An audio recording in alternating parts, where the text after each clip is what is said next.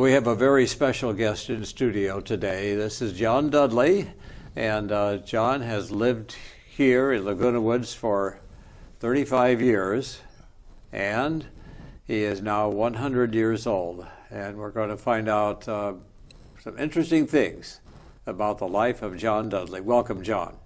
Well, John, it's hard to believe, but they tell me you were born 100 years ago. That's correct.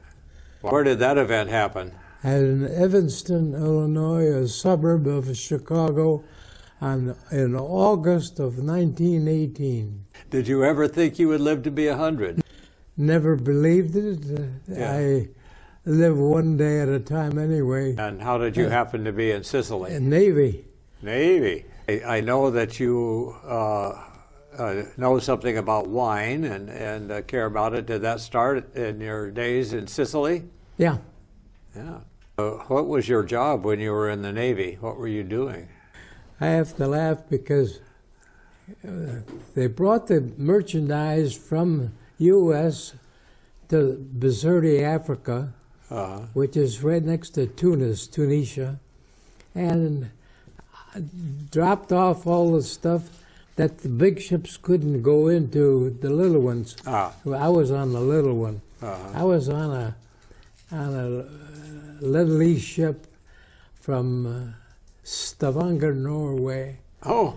And we had a very interesting, I could spend an hour or two just talking about the ship, because it had a cow, a pig, a dog. It looked like a zoo it on was the a tail end of the ship. Traveling farm, I guess. I asked the captain of the ship, how come you got all those animals? You're going to drop them off at the next stop? And he said, no. He says, look, the chickens that we have lay our eggs fresh daily. Mm-hmm. The cow that we have gives us fresh milk daily. And I said to him, I suppose that the milk is pasteurized. Well, he says, I'll tell you what, pretend that this is milk. I'll tell you what, fill that up. Now, bring it pasteurized. Now you drank pasteurized milk. Oh. And was this a Norwegian man? The only English-speaking guy on the whole ship besides me. So I had him lock, stock, and barrel, morning, noon, and night. We had a girl on there. I'd say she was exceedingly heavy, and she was his morning, made the breakfast, lunch, dinner, his laundry, and everything else. And when I got through with this round loop, I said to the captain, I says, Captain, I says, get me off of this ship. The girl is starting to look good to me. And he did. So you were 2 years yes. In Italy. Well, I came out to California, then they finally shipped me to Oxnard. And I got out here and spent a few weeks waiting for orders to be transferred. The war was over. And now I want to go home. And so I asked the officer if I could go home. He says, no, we need you. You can do payroll, and we need people to muster out these people. I say, thank you very much. So the next day I went to Ventura, and I sent a night letter, Western Union, to President Harry Truman and to the staff of Harry's, and that would have been the senator and the other guy. So that was on a Wednesday night, and sure enough, on Sunday when I'm returning from church, now hear this. Now hear this with John Dudley report to the captain's office. I was walking with my pal and I gave him a little shove. I says, what do you think of that? So I walked into his office. He says, so you're John Dudley? I said, and he read the blue book, the Navy blue book, of course, cover to cover, sir. Well, that's good. And he says, did you know that I could have you chopping rock for 5 years in Portsmouth for what you did? I says, my God, I didn't kill anybody, didn't shoot anybody. What did I do? You went over our head. You went over a captain's head, and that is it. And at 11:30 right now, at 2 o'clock, there's a ship leaving, a berth 38, and you're on it. Ooh. And I was on it, and they shipped me to Japan. Oh, my gosh. I had to stay there till 4 months for penalty. Oh, wow. Before I got out. So your little gambit to go over their heads didn't work out so well. I'm never going to go over anybody's head. After you got to California, what did you do here? When I was quite young, I worked for a delivery service with a bicycle and everything over my back, like suits from the tailor and laundry from the laundry shop and so whatnot. And this one lady took a liking to me. She says, take this card and you keep it until you graduate from high school, and bring it back, and I'll get you a job. That's a good thing. So I put that baby away. Yeah. 1 year later, I'm out there. Here's your card, ma'am. I want the job. And she sent me to, he was a vice president of Armour and Company at that time, one of the meat packers. Right. That's where I started, at Armour and Company. I see. At $10 a week. A week? This was the worst depression we ever had, and I hope we never have again. Right. And that $10 paid for my elevator, my streetcar, my bus, my everything to get back from Evanston over. And soon Hoover lost to Roosevelt, and pretty soon he put in the Social Security, and 1% that he took another dime off. Now I'm there working for $9.90. You would think I'm supposed to go the other way. I'm going, right, that's right. But soon they wound up paying people off in the credits and debit section of Armour. Then they had creameries, and they had made cheese. And I took a liking to cheese, and I stayed with cheese for 70 years. No kidding. I won one firm with 40 years. Wow. And this put me into the food business.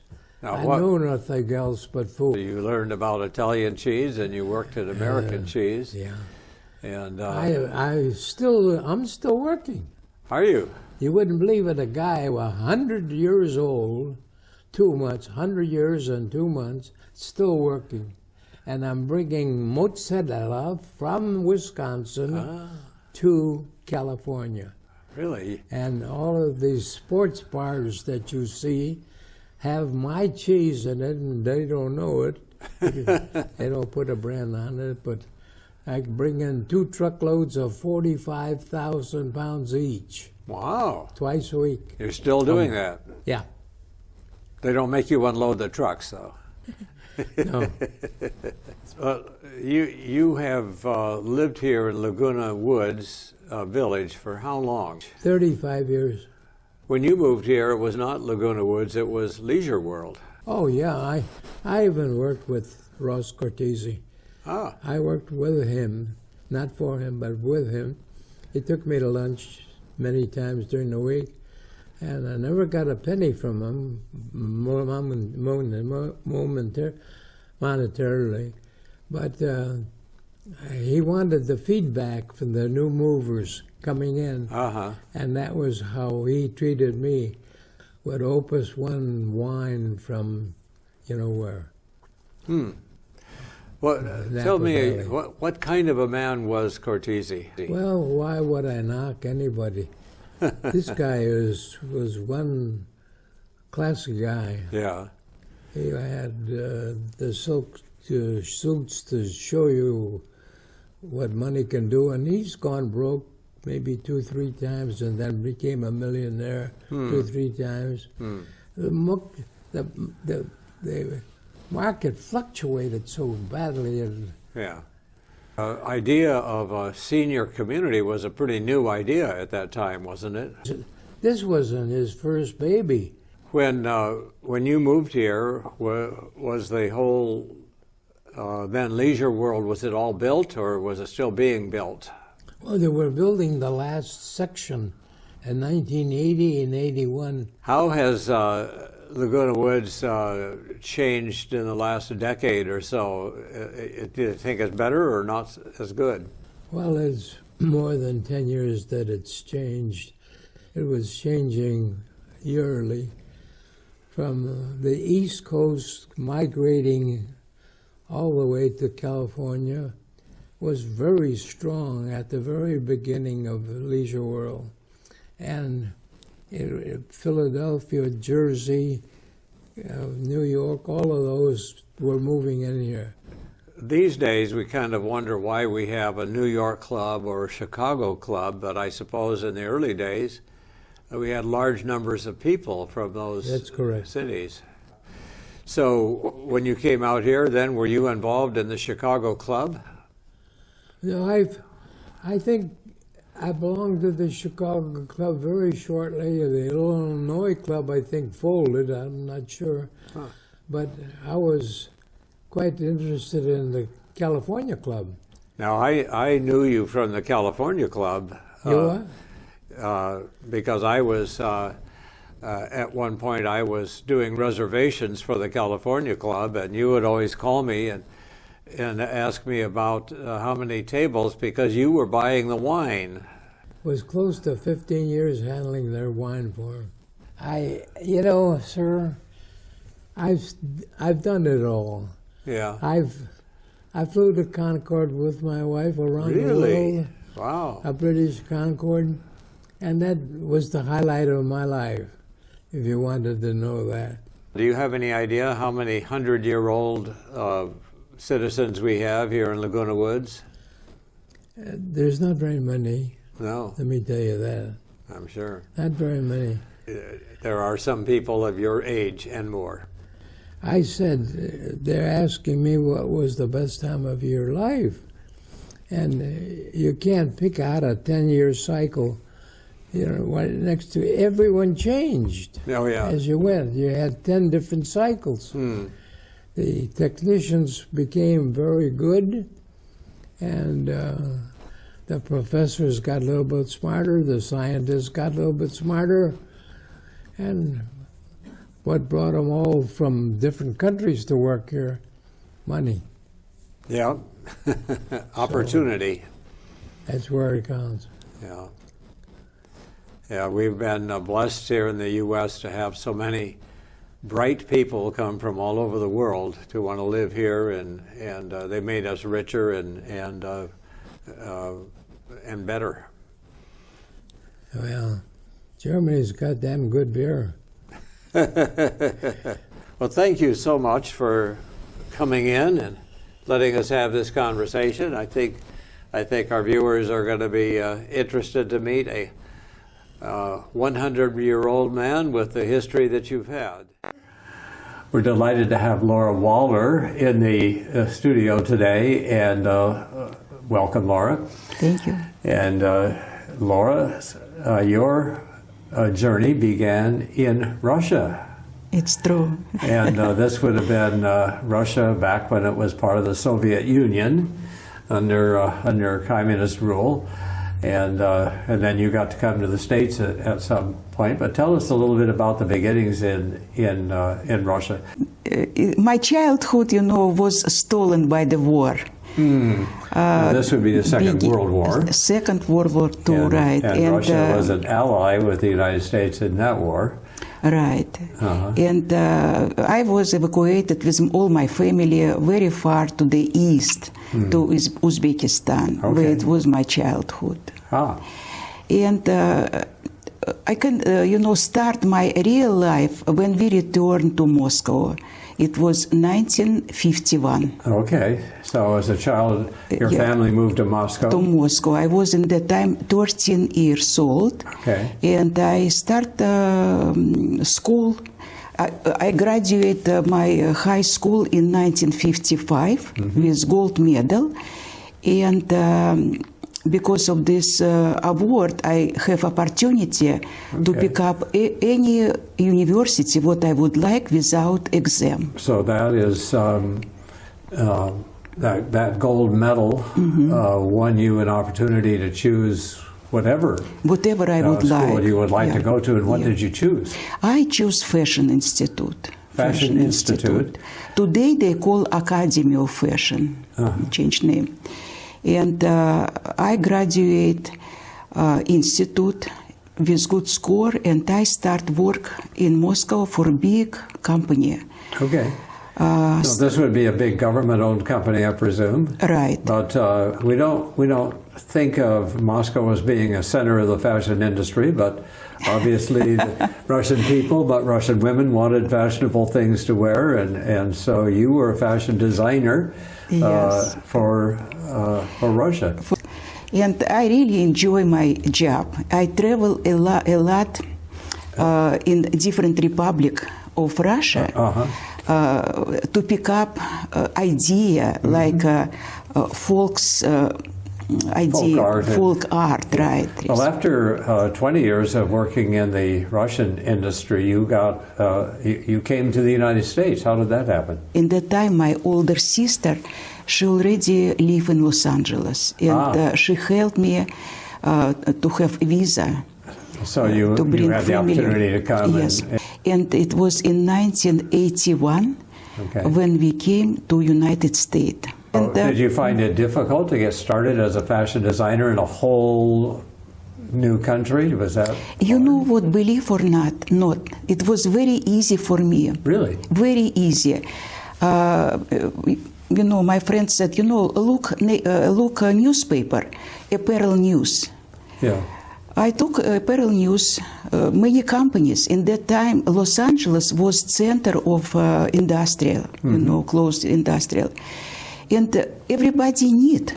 I have with me like book with sketches, and I came to any company where I, open door.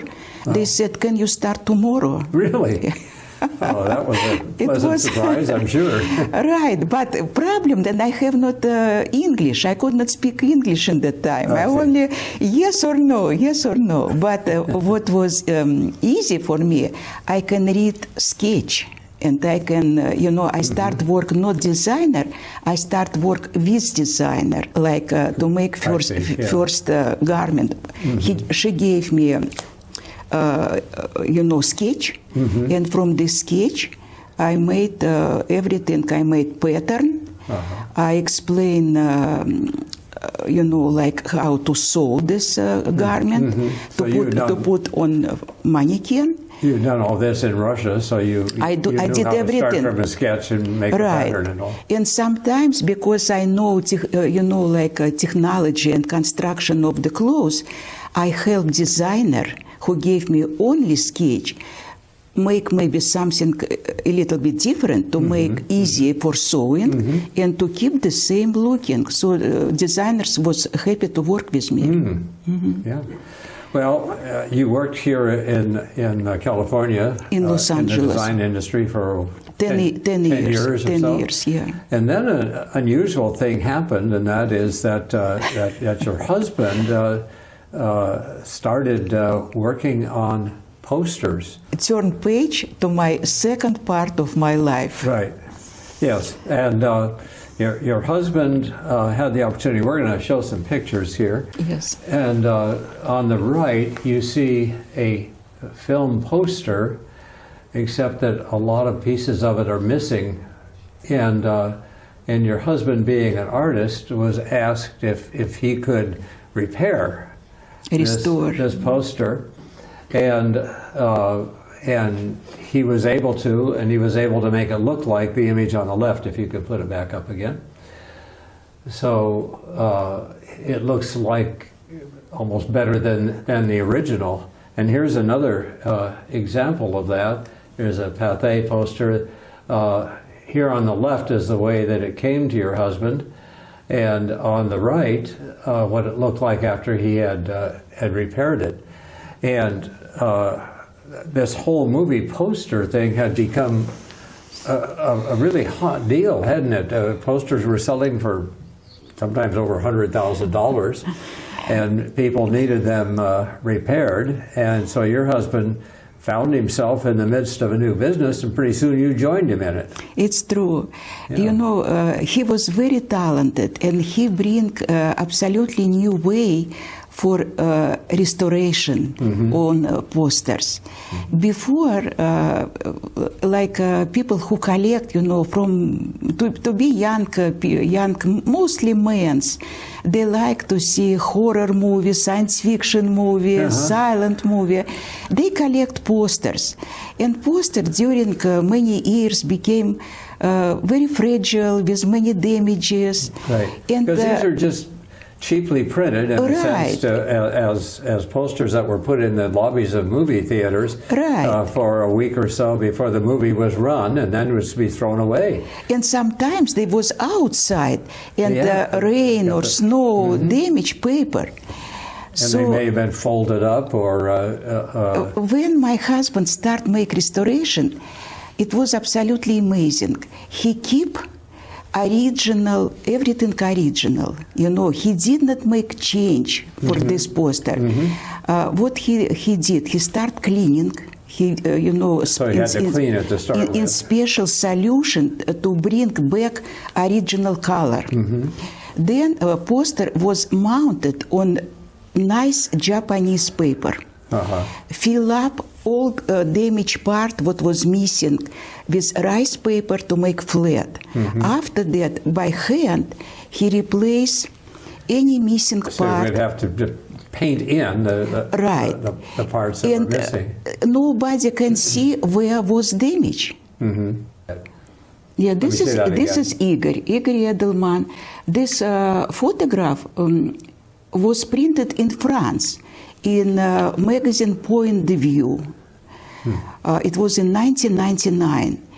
And in France, they show example how it was before, after, and who did this work, Igor Edelman. And he became so popular, known around the world. In our but I forgot to tell them, we opened studio. This is on the letterhead of the Academy of Motion Picture Arts and Sciences, but it's a letter of commendation. And then here's one from somebody having to do with Disney, apparently. This was kind of phase 2 of your life, getting in the poster restoration business, and then your husband passed away eventually, and you closed the studio. Studio was and closed. You moved to Laguna Woods Village. And what have you found to do here? This is absolutely new, third part of my life. I came to our community. First of all, I feel very lonely. I did not know nobody. And I decided, I went to Clubhouse 4, where I saw so many interesting shop, you know, like wood shop for sewing, for ceramic, and running by very professional teachers from Emeritus Institute. Now, one of the things that you saw when you were visited Clubhouse 4 was slip casting. Right. And so when you do slip casting, the shape of the object is set by the mold that you use, but you do the decoration, right? Artwork, yeah, artwork. And I made actually more than 100 pieces, paint at home. Here's a few more of the pieces that you've made. But here's another one that you're doing. Tell us what we're looking at here. This is, I try the other things what I never did before, enameling on copper. Tell us what we're looking at here. You see in the center, it's piece enamel on copper. Uh-huh. But box I made in ceramic glass. Okay. So ceramic combined with enamel. Ceramic with the enamel. with the copper. This I try stained glass. This is a different kind of stain of glass, and you have to cut, but shape what you need. What are we looking at right here? This is my hobby, what I like very much. This is billiard. Now, you did not make these little statues. No. But you won I them. won them. I won them. Doing what? Okay, I like billiard. Billiards. Billiards, Yeah. right. And I practice maybe, I don't know, 20, 25 years to play billiard. Is that right? And when I came to this village and I saw that we have a billiard club, I joined and I start to play in tournament and competition. There must be, 8 or 10 there. Right. And all the medals, too. And medal I won on, we have village games. Life in 3 parts has right. been, you have found various ways to express your inherent artistry. You have lived successfully in 2 very different countries, and we're delighted to have you here as part of Laguna Woods Village.